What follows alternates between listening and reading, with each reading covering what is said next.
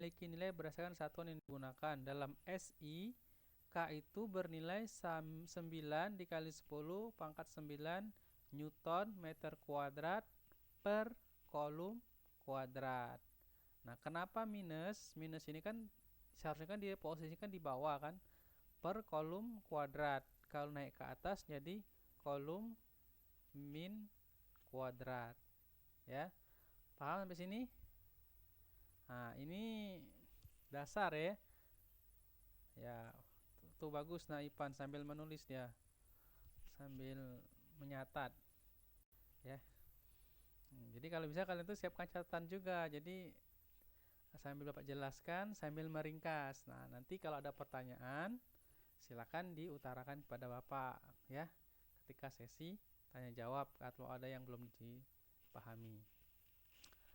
Nah, hukum kolom juga dapat dinyatakan dalam bentuk F Q aksen sama dengan Q aksen R per 4pi epsilon 0 R pangkat 3. Nah, di mana R pangkat 3 sama dengan R pangkat 2. Nah, jika yang tidak dihitung adalah gaya kolom yang dirasakan oleh Q aksen akibat adanya muatan Q, nah ya, berarti jika kita hendak menghitung gaya kolom F, gaya kolom kan simbolnya dengan F ini ya. Ini F, ini F. Ini simbol dari hukum gaya kolom ya. Nah, kalau Q aksen, Q artinya gaya kolom yang ditimbulkan oleh Q aksen dari Q. Ya, nah ini yang dirasakan oleh Q aksen akibat adanya muatan Q. Nah, misal begini. Misalnya Bapak duduk di sini ya. Nah, kalian tuh anggaplah muatan titiknya. Ya, muatan titik Bapak ini sebagai salah satu titik pusatnya dari benda. Saya, kalian semua, misalkan satu kesatuan dari benda ya. Katakanlah ya benda manusia lah ya. Manusia kan dianggap kata benda. Nah, benda itu terdiri dari banyak partikel-partikel atom. Nah, saya satu titik partikel atom dan kalian partikel-partikel titik lainnya. Nah, ketika kita menghitung gaya kolom yang dirasakan oleh saya akibat oleh partikel-partikel titik atom oleh kalian, maka dia dapat dihitung oleh persamaan ini. Kalau dia 2 titik, berarti Q aksen saja. Kalau dia banyak titik, berarti ya banyak juga Q-nya. Nah, begitu ya. Nah, ini karena karena di model pembelajaran di buku ini hanya menggunakan dua titik ya.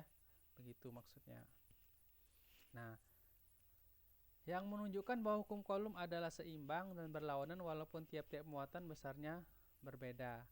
Persamaan hukum kolom hanya dapat digunakan untuk gaya antar dua muatan. Bila dalam suatu sistem koordinat terdapat beberapa muatan, Q1, Q2, Q3.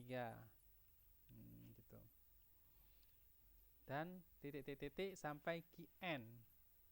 Maka gaya kolom yang dirasakan oleh salah satu muatan dalam sistem tersebut, misal gaya pada muatan Q1, merupakan jumlah vektor dari gaya-gaya yang bekerja pada muatan Q1.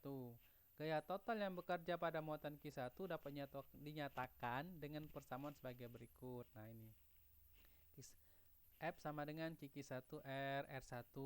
Ini Q2 dengan gayanya ke R2. Kalau dia R3 dengan gaya R3 ya. R ini menyatakan arahnya atau resultan gaya ya. Misalnya begini, Q1 per 4pi epsilon 0 R1 kuadrat. Nah, berarti arahnya menuju ke R1. Nah, coba kita lihat di gambarnya tadi. Nah, begini ya. Misal F-nya Q1 ini Q aksen Q. Arahnya kan seperti ini dia. Berarti menuju ke sini, menuju Q aksen Q. Ya. Nah, seperti ini. Ini arahnya. Maka ada simbol topi seperti ini. Ini menyatakan arah, ya. Paham ya? Semoga bisa memahami apa yang Bapak jelaskan ya. Harapan Bapak begitu. Nah, kalian bisa paham. Nah, itu untuk arah ke R1 saja. Tadi kan banyak muatan titik misalnya. Ada ke arah R2, ada ke arah R3, maka disimbolkanlah dengan sigma ini. Sigma ini. Sigma ini menyatakan jumlah. Sehingga persamaan ini, persamaan 16 ini dapat dinyatakan pula dengan ini.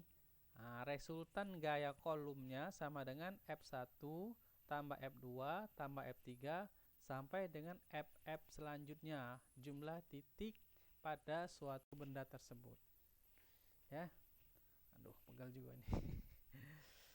Semutan. Nah.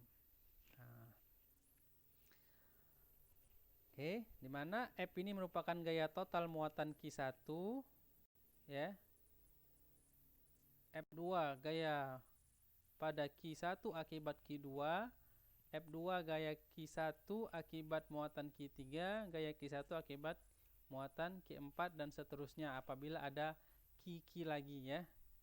Misalnya muatan titik pada Ivan, titik pada Dwi, pada Tri misalnya dan pada yang lain-lainnya. Seperti itu, tergantung. Saya muatan titik, berarti muatan titik saya terhadap Ivan, muatan titik saya terhadap Dwi. Ada 2 kan, muatan titik saya terhadap Tri ada 3. Muatan saya terhadap siapa lagi? Misalnya Sylvia dan yang lainnya. Gitu ya. Dan seterusnya. Maka disimbolkan dengan tanda sigma ini. Sigma ini menyatakan jumlah. Maka yang persamaan ini dinyatakan dengan penjumlahan seperti ini.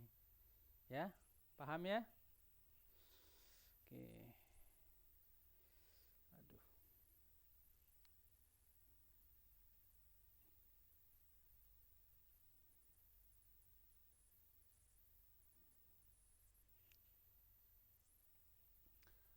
Bentar.